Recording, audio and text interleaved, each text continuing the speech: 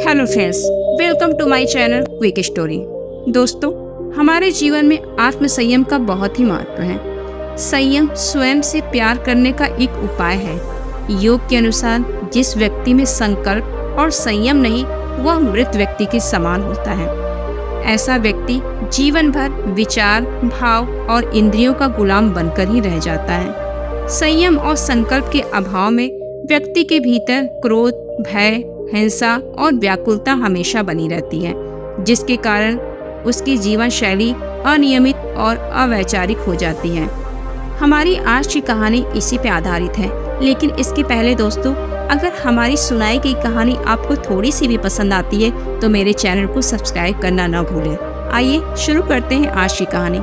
एक बार बुद्ध के पास उनका एक शिष्य आया और बहुत ही बौखलाए स्वर में बोला, जमींदार राम सिंह ने मेरा अपमान किया है, आप अभी तुरंत चलें। उसे सबक सिखाना जरूरी हो गया है। बुद्ध बोले, प्रियवर, सच्चे बौद्ध का अपमान करने की शक्ति तो किसी में होती ही नहीं। तुम इस बात को भुला दो। जब प्रसंग भुला दोगे तो अपमान कहाँ बचा रहेगा। तो शिष्य ने कहा, उसने आपके प्रति भी अपशब्दों का प्रयोग किया है। आप चलिए तो सही।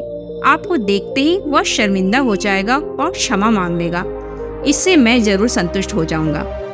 बुद्ध कुछ विचार कर बोले, अच्छा, यदि ऐसी बात है तो मैं अवश्य ही राम जी के पास चलकर उसे समझाने का प्रयास करूंगा। शिष्य ने आतुर होकर कहा, चलिए, नहीं तो रात घिर आएगी। तो बुद्ध ने कहा, रात घिरेगी तो घिर जाने दो, रात के पश्चात दिन भी तो आएगा। यदि तुम वहां चलना आवश्यक ही समझते हो तो मुझे कल याद दिला देना, कल जरूर चलेंगे। दूसरे दिन बात आई गई हो गई। शिष्य अपने काम में लग गया और बुद्ध अपनी साधना में लीन हो गए। दोपहर होने पर शिष्य से पूछा गया, आज राम जी के पास चलना है ना? तो शिष्य ने कहा, नहीं, मैंने जब इस घटना पर फिर से विचार किया तो मुझे इस बात का आभास हुआ कि भूल तो मेरी ही थी। अब राम जी के पास चलने की कोई जरूरत नहीं। बुद्ध ने मुस्कुरा कर कहा, अगर हम तुरंत किसी भी बात की प्रतिक्रिया देने से बचे तो हमारे भीतर की जो कटुता है वो समाप्त हो जाती है। शिष्य बुद्ध के कहने का आशय समझ जाता है और उनके प्रति नतमस्तक हो जाता है।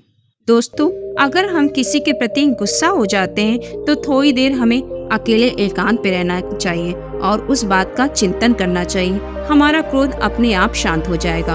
अगर कोई व्यक्ति ऐसा करता है तो उसका आत्मसंयम बहुत ही अच्छा है। ऐसे ही एक बार एक व्यक्ति भगवान बुद्ध के पास आया और उसने बताया कि उसका एकमात्र पुत्र आकस्मिक मृत्यु को प्राप्त हो गया। तभी से उसके शोक में न वह ठीक से सो पाता है और न खा पाता है। बस एक ही आशा में उसका जीवन बचा हुआ है कि कहीं से उसका पुत्र फिर से आ जाएगा। उसकी व्यथा सुनकर बुद्ध बोले, लगाव से दुख ही होता है। उस व्यक्ति ने असहमति जताते हुए कहा कि आप गलत कह रहे हैं। लगाव से कष्ट नहीं होता, वह तो प्रसन्नता और आनंद देता है। बुद्ध कुछ और कहते इसके पहले वह वहां से चला गया।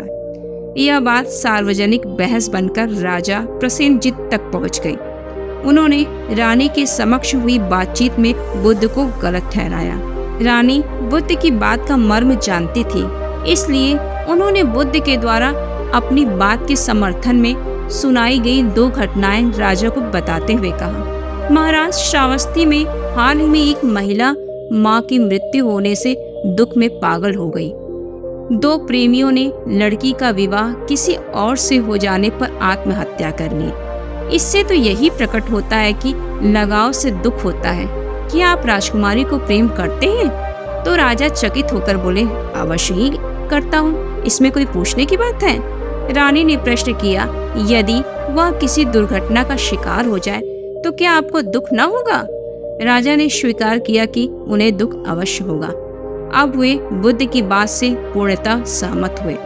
वस्तुतः लगाव या प्रेम आनंद देता है, किंतु अनुकूल परिस्थितियों में यह संभव होता है।